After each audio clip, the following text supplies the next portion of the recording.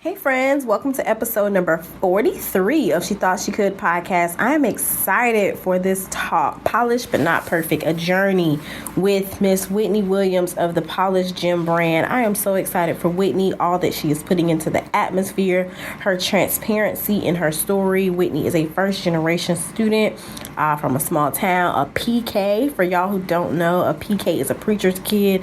So she spent a significant amount of time in church growing up. She had some times when she felt like, maybe I'm not enough, or is this for me? So slight little bit of imposter syndrome in there. But she went on to Winthrop to do some amazing things, and she went on to graduate school. In this episode, she kind of shares a little bit about how I inspired her to do that and to pursue her current career. And that really touched my heart because I was, first of all, shocked, and second of all, to know that just the things I'm doing in my daily life, just out here living, is inspiring other women, other people. So that's amazing. So without further ado, here is the interview with Whitney and I'll be back later. First, start by thanking you so much for taking time out of your busy schedule to be on the show. I am very excited to chat with you, to learn more about you, to find out some more stuff about the Polished Gym brand. I'm just doggone excited, girl. Like, I'm happy. Yes. Me too. I'm so excited right now because, one, it's you. And I'm just excited because this is my first time doing something like this with the podcast. Yay. So I'm excited. Yay! I'm so excited that I'm the first one. This is awesome. So we're going to get right into it. Tell me a little bit about yourself. Like, how was Whitney growing up? How did your upbringing kind of shape you? Who or what inspired you, and just give us some details, whatever it is that you want to tell us about yourself. Okay, great. Okay, so, it's hard sometimes when you have to talk about yourself. But I'm kind of similar like you, Tab. Small town girl from Marion, South Carolina. I was born and raised there by my grandmother, who is a preacher. So growing up, I grew up wow. Yes. I grew up as a PK, and if you know anything about the life of the PK, fun times, but it's church. So I pretty much went to church 7 days a week. But that was something that I'm so thankful for that upbringing, because it really gave me a strong foundation on faith, and really instilled in me, just the moral and values that I have right now. Just knowing how to be selfless, caring, and just how to remain grounded, because, sometimes life can throw you some curveballs. So, I think that upbringing really helped to keep me grounded. And so I'm definitely appreciative of my grandmother for those things that she's taught me. She is one of the people that I would consider to be a huge inspiration in my life. So I think the thing in life that really inspires me the most is just the fact that I know that I'm not where I could have been statistically, and or given my circumstances. And Tab, that's not to say that my circumstances were so horrible or unbearable, but for me, I just feel like my circumstances were different than the people that I went to school with. I wasn't someone who was raised in a two-parent household, or, who had those real role models that they could look up to, who have traveled on the path that they were taking, with going to college, or just someone there to show you how to just navigate life. So, that alone gives me the drive and motivation to keep going, because it's like, I know if I can make it to this point, I know that I can become greater. So that really inspires me, because I've had people reach out to me, not just females, males as well, people that, who look to me for inspiration. And it's an honor for me to actually be that person that I wish I had growing up. So yeah, that's pretty much my inspiration in a nutshell. Wow, that's awesome. So are you first generation, Whitney? I am a first generation college graduate.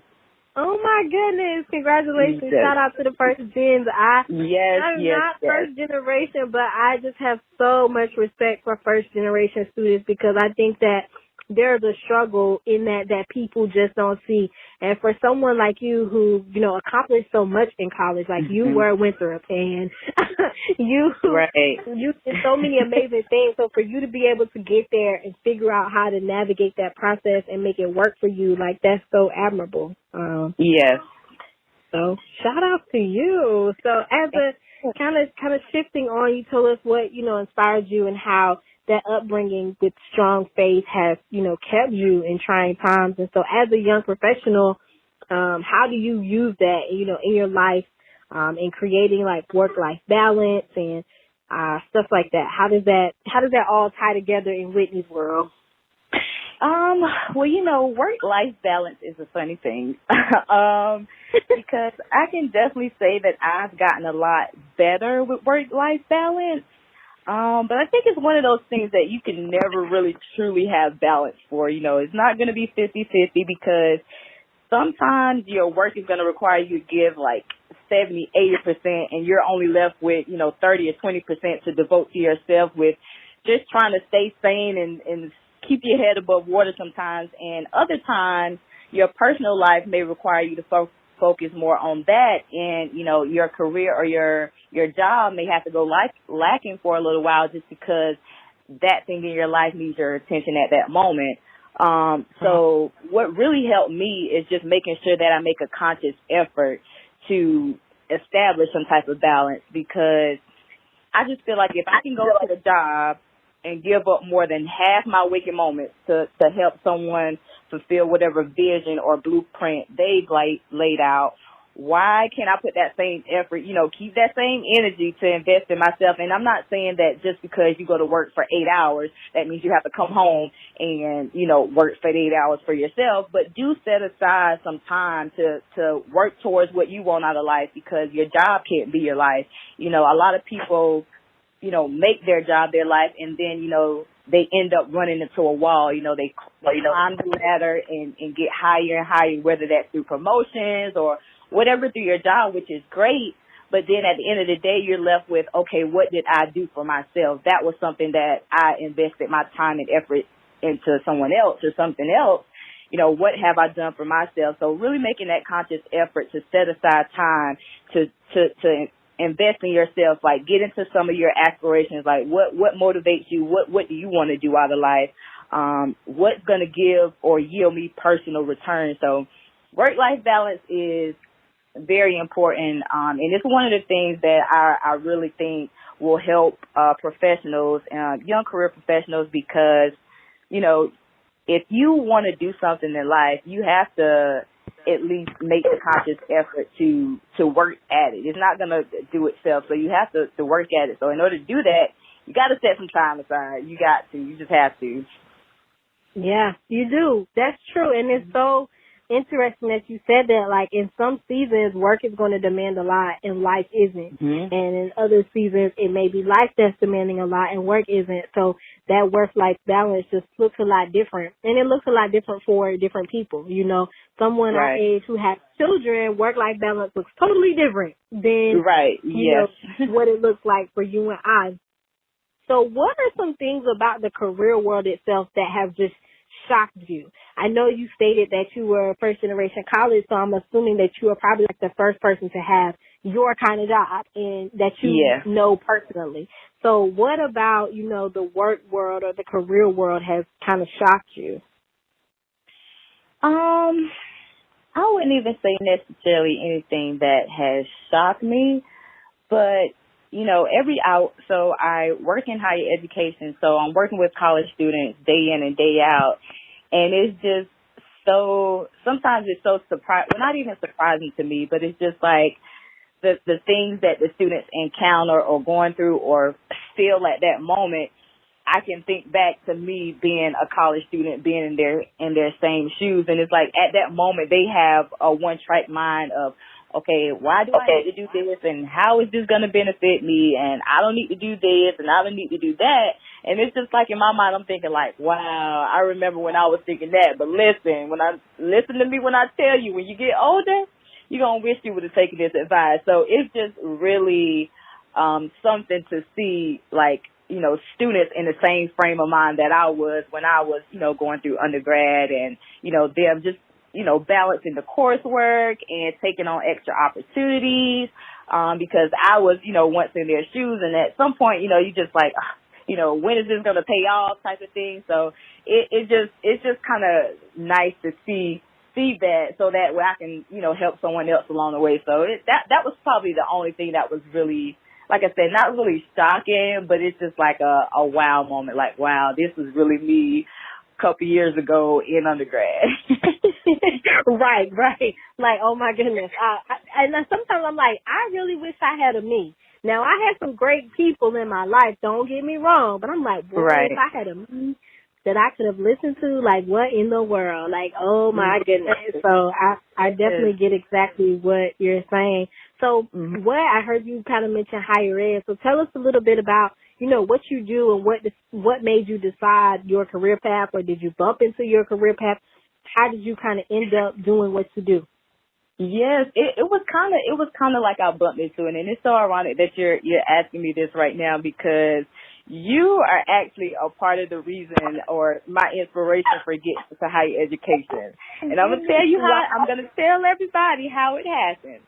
Okay, so it initially started my senior year of college, because my senior year of college we had to take this intensive writing course, and so a part of the course was actually creating something on Winthrop's campus that you thought was a need, or whatever the case may be. So I figured, hey, I was involved a lot on campus, so I was like, you know what, I want to establish a Greek leadership course. So all the people that are in Greek organizations and a leadership role would have to take this course. And, I wanted to do that so it could strengthen their development. And so, a part of doing research is, doing surveys, interviews, things of that nature. So I had to do an interview with the dean of students. And as I was interviewing him, he told me a little bit about his career path in higher education. And he asked me, he was like, have you ever given it any thought? And I was like, oh, no, this is my first time hearing about it. So that kind of was the first time that the bug was dropped in my ear about higher education. And so, you and I met through NAACP at the conference. And so, we had befriended each other on social media, but, our friendship at the time wasn't as great as it is right now. So we were in communication, but not in direct communication. And so, I was following you on social media, doing your thing in Florida, your master's program.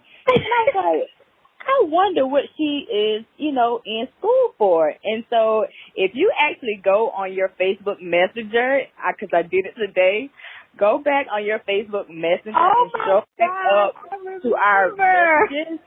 And I reached out. I was like, hey, are you doing your master's in higher education? And you was like, yeah, I'm in Florida. I was like, oh, this is good. Like, I have a connection that can share their experiences with me. And literally after that was maybe like a month or so before I enrolled into my higher education program. And from there, it was just like, I got in, I started doing my master's program and, finished there and, started in my first job in higher education. But that's literally how I got started in it. And it's so crazy because I look to you a lot for inspiration, because it's almost like the things that I want to do, you're doing.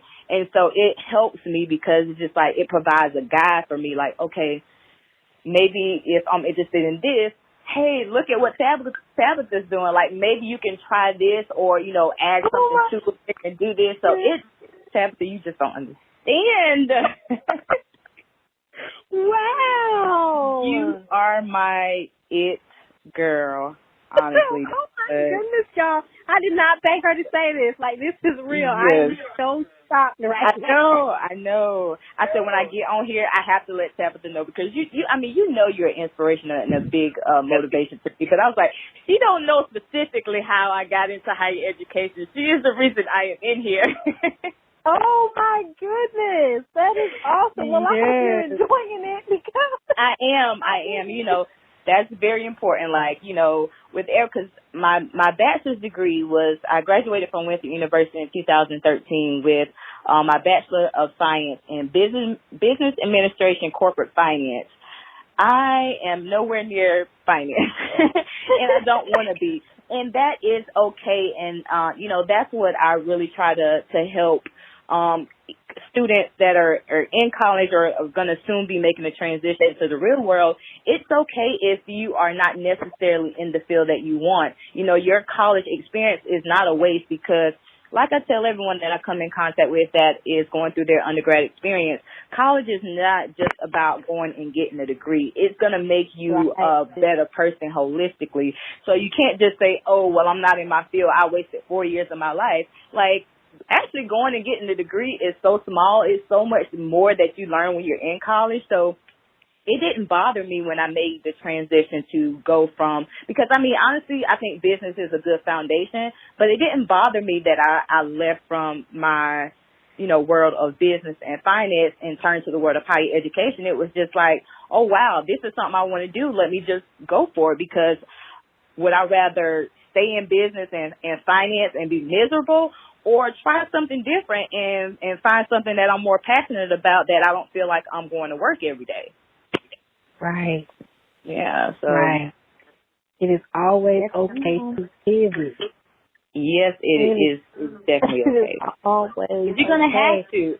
You're going to have to. Like, you may not realize it, while you're in it, but then you're going to come to a point where, wow, do I want to move forward with this, or do I want to try something different? And so you're going to be faced with that choice. And you're not always going to say, oh, I'm just going to stick with what I know. Like, you have to try something different. If you want something that you never had before, you got to do something you never done before. So that's a word.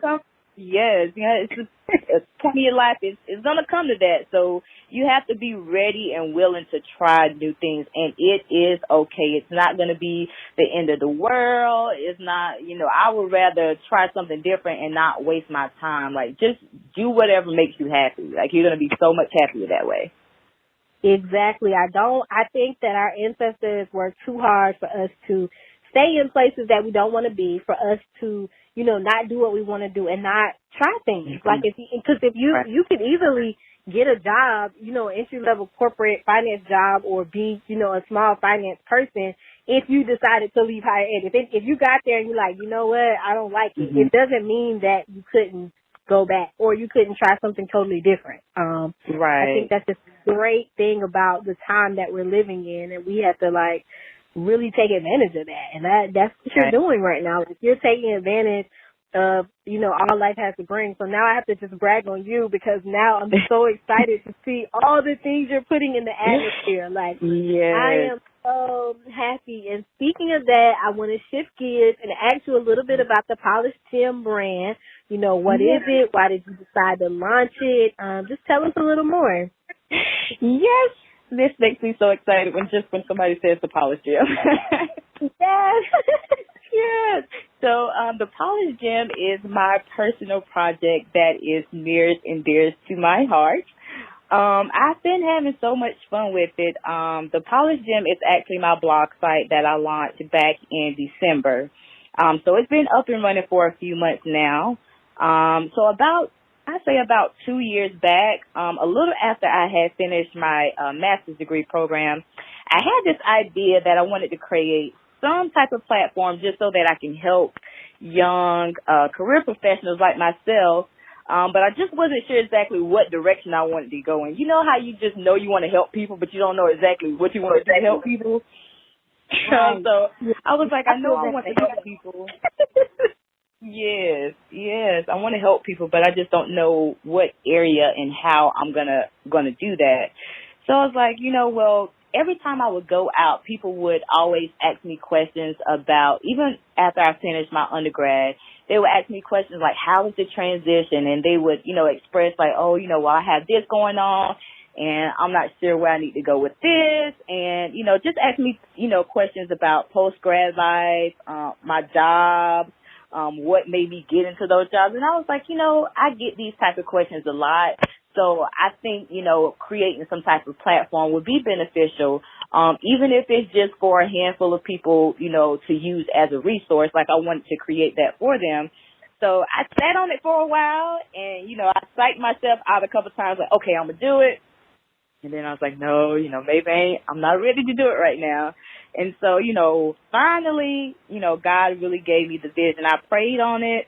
And literally one night I prayed on it, went to sleep, and it's like right overnight, I woke up the next morning and God had literally dropped the vision for me and the blueprint, because I didn't even know what name I wanted to do, what anything I wanted to do. And literally after I prayed about it, like I woke up and he just revealed it to me. And so at that moment I started, going to work. Like I was like, okay, I'm going to go ahead and get this blog started. And so it's really a platform that I've dedicated to helping young career professionals become the best version of themselves, because, it's not only about, your career.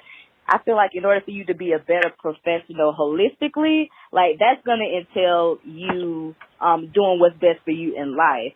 So I didn't want it to be your typical career blog where you just talk about, advice about interviewing, resumes, how to find a job, which I think those are all great topics, and, it's something that's needed. But I wanted to do something that spoke a little bit deeper.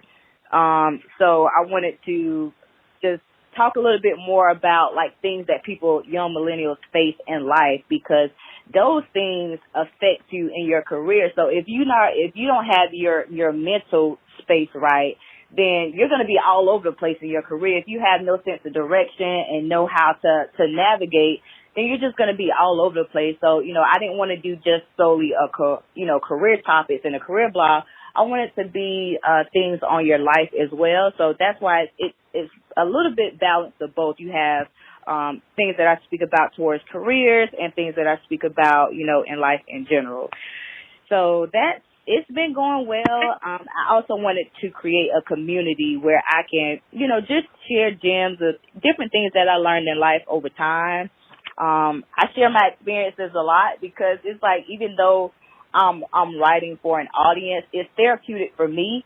And it's like I'm talking to myself as I'm writing these blogs. So, I'm letting people know I don't have it all together, but listen, we can learn together. I made some mistakes and I can help you, but, I'm still learning as I'm writing and, giving advice as well. So it's like, I want it to be a community where we all come in together, learn from each other. So that's really been my focus with the Polished Gem. Wow, that's so awesome. Like finding a need or realizing what people have been asking you for and creating like a solution. Right. That's so dope. And I read. I have one to go catch up on after this. Yes. And I love you're transparent. It's really like having a conversation with a human. It's not too technical, but it's also not too relaxed. It's perfect for your target audience. And I really, really like the brand. And y'all, I'm not just saying that because I know Whitney. Like, if it was trash, it's closed. So I'd be like, Whitney, what you doing, girl? Right. It is awesome. And you kind of already answered a little bit about what I wanted to ask next, which was like, who is it for and how can they find it? But let's go into the how can they find it, because I think it's kind of for like that young professional, either getting ready to jump into the career world, early career world, somewhere in there, trying to figure it out in the trenches. Right, exactly. You hit the nail right on the head. That's exactly what who the audience is for the Polished Gem. Young career professionals, people that are, just making a transition from college into the real world, or they just landed their first job, or they're trying to still figure it out, because I'm not too far removed from still trying to figure it out.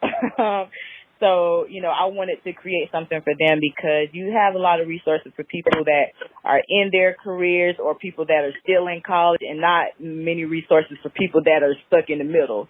So it was definitely a need for it. Yeah, so you can actually subscribe to the Polished Gem at thepolishedgembrand.com. And you can, once you subscribe, you will get notifications on when I create new posts. And I am working on a newsletter, so that's something that is still in the works. You can like us on Facebook at The Polished Gem. And I'm also on Instagram and Twitter at The Polished Gem _. I don't really tweet a lot.